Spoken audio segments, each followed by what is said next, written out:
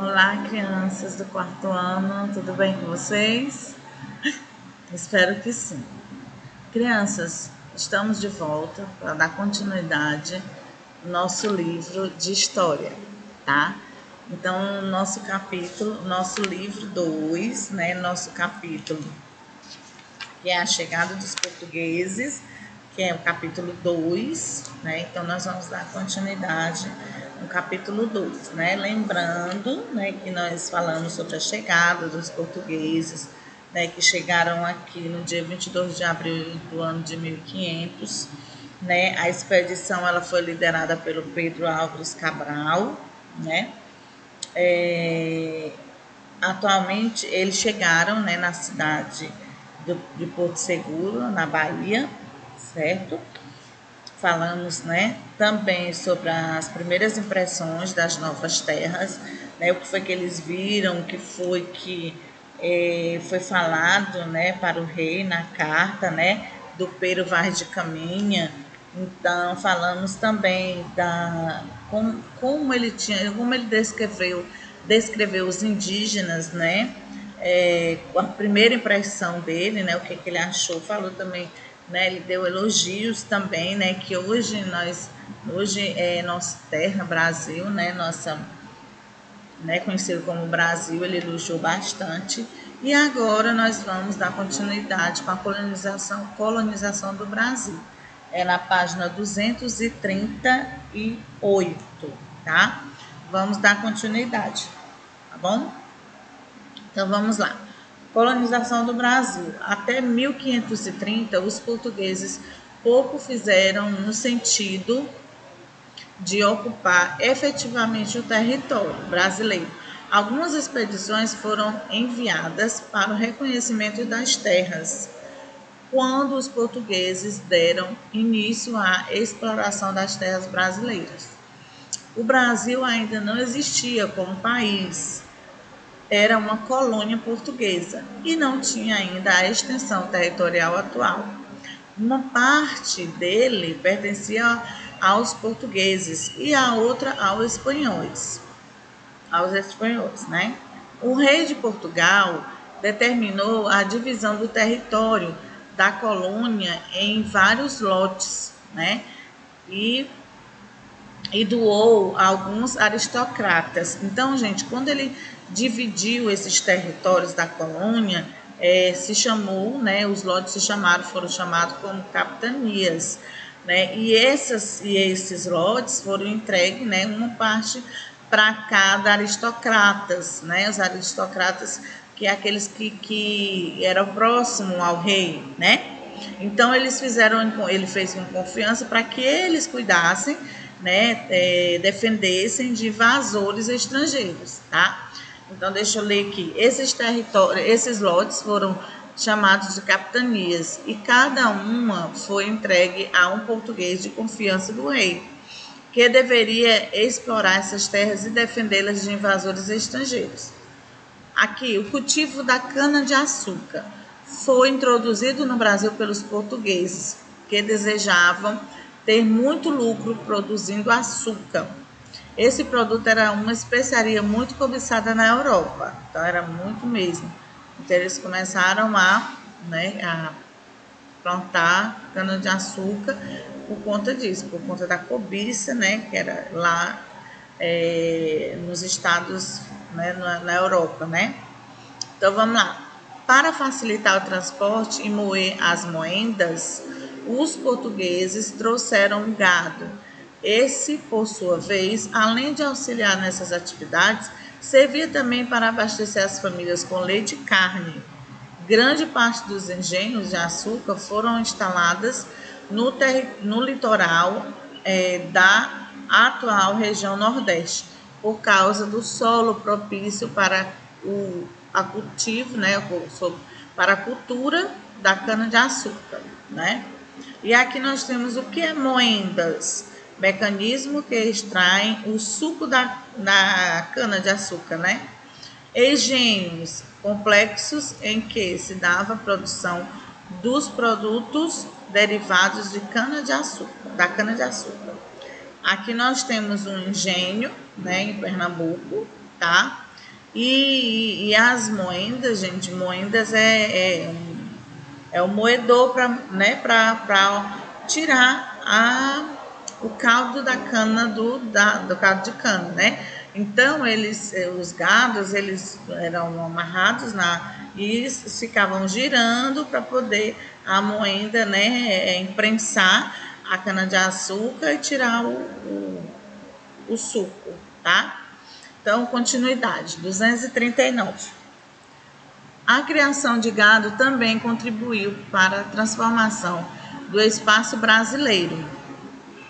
No litoral do atual Nordeste, por exemplo, como o gado ocupava as terras que poderiam ser aproveitadas para o cultivo da cana, os senhores de engenho passaram a criar os rebanhos em outros espaços. Em outros espaços, levando esse tipo de atividade para o interior. Ao sul da colônia, a área para o pasto, além de extensa, era de boa qualidade. Aos poucos, a criação de animais foi crescendo nas fazendas, era produzido o charque, que é a carne salgada, que passou a abastecer várias regiões brasileiras. Aqui nós temos, devido ao desenvolvimento dessas atividades, muitas vilas e cidades foram surgindo e a colônia foi se transformando. Certo?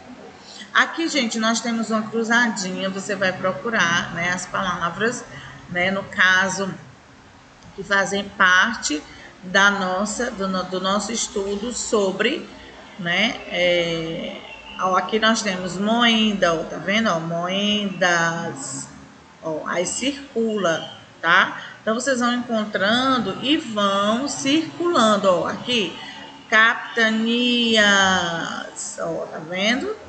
Tá? Então, vocês vão procurando e vão, né, organizando. Agora, os lotes de terra dados pelo rei de Portugal se chamava capitanias, né? Então, deixa eu colocar aqui, capitanias.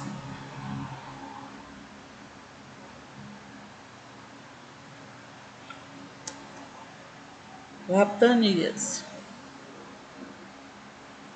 Vamos para B. Eram os locais onde se realizava todos os processos de produção da cana, então do açúcar. Então, onde era? No engenho, muito bem. Então, gente, essas palavras que a gente está colocando aqui nesse espaço, vocês vão procurar, né, na cruzadinha, certo? A tia já achou aqui tanto capitanias como os moendas. Aqui nós temos engenhos, ó, tá? Então, procurem aí. Próximo, letra C. O gado foi usado inicialmente para as moendas. A Beate acabou de explicar, né? Pronto. Agora vamos para a página 240, tá, pessoal? Na página 240, nós vamos falar ainda sobre cana-de-açúcar, né? Então, a cana-de-açúcar é o cultivo, né, e o cultivo dela. Então, o cultivo da cana-de-açúcar foi uma atividade fundamental no processo de colonização do Brasil. Entretanto, os engenhos envolviam o trabalho de inúmeras pessoas, que na maioria eram africanos escravizados. Estudaremos os africanos no próximo capítulo. Então, pode-se afirmar que o açúcar foi o principal produto da colonização, principalmente após de 1570. Embora as capitanias de Pernambuco e Bahia acumulassem algumas vantagens, mas a produção de açúcar, outras capitanias também foram utilizadas para esse sistema. Aqui nós temos para saber mais, tá? Você sabe quais eram as etapas da produção do açúcar nos engenhos? Primeiramente, a cana-de-açúcar era plantada, cultivada, cortada, carregada até as moendas por trabalhadores escravizados. Nas moendas, movidas por escravos ou por animais de tração, como boi, a cana-de-açúcar era esmagada e seu caldo era retirado. Todo o caldo era colocado em caldeiras ferventes para engrossar.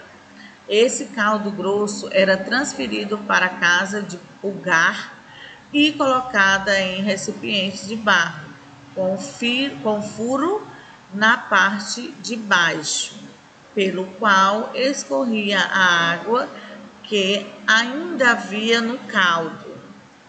O caldo ficava nesse local por até 5 dias. Ao final desse processo, formava-se um bloco de açúcar de cor amarelada. Esses blocos eram enviados para a Europa e lá eram refinados e vendidos. Que nós temos, o engenho de açúcar, tá? E agora nós vamos para a página 41. Na página 41, mão na massa. Lê o relato a seguir, escrito no século XVI pelo funcionário português Pero de Magalhães Gandavo. Além das plantas que produzem de si essas frutas e mantimentos que na terra se comem, há outras de que os moradores fazem suas fazendas. Convém a saber muitas canas de açúcar e algodões, que é a principal fazenda que há nessas partes, de que todos se ajudam e fazem muito proveito. Em cada uma dessas capitanias, especialmente nas de Pernambuco, que são feitas perto de 30 engenhos, e na Bahia de Salvador, quase outros tantos, donde se tira cada um ano grande quantidade de açúcares e se dá infinito algodão, e mais sem comparação que em nenhuma das outras. Agora responda às questões. Você achou a língua utilizada no texto diferente? Sim, eu achei, Então você bota assim, Se você achou, você bota assim, Por quê? Por que você achou? Ele não tá, eu achei, nós falamos diferente. Nós esclarecemos as palavras, Aqui tá meio confuso, Está confuso, ele não tá assim como a gente fala, Ao pé da letra, assim, Para entender. Então, você coloca da maneira que você interpretou, tá bom? Eu não vou colocar, mas eu coloquei sim, você continua, tá certo? Na segunda questão, a pergunta é o seguinte: do que Pero de Magalhães está falando em seu relato? Ele está falando da produção,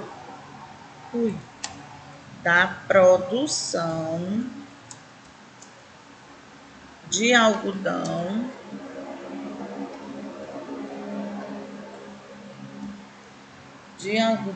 e açúcar.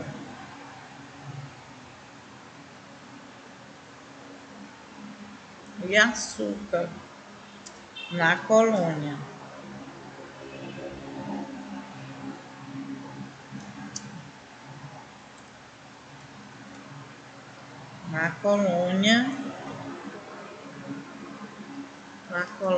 Brasileira.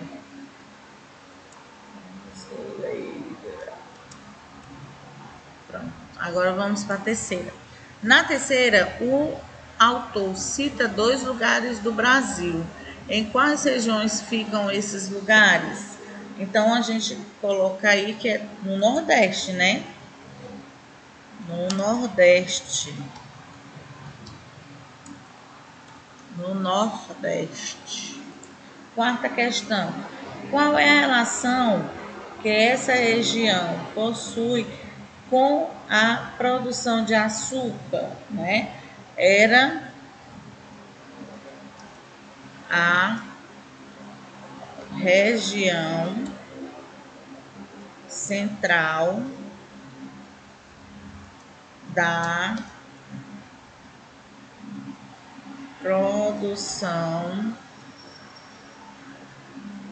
produção de açúcar no Brasil,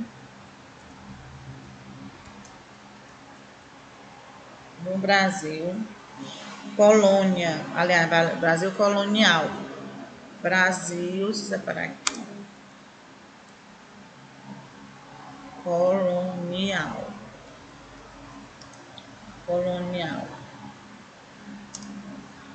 né? Devido ao solo propício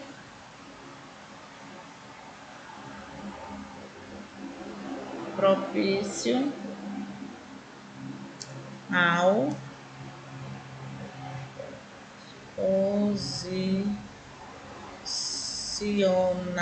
posicionamento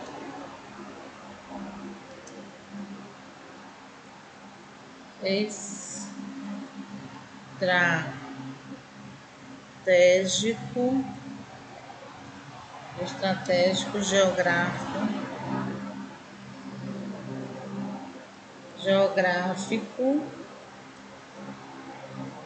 né? Então, era a região central da produção de açúcar no Brasil colonial, devido ao solo propício ao posicionamento estratégico geográfico, né?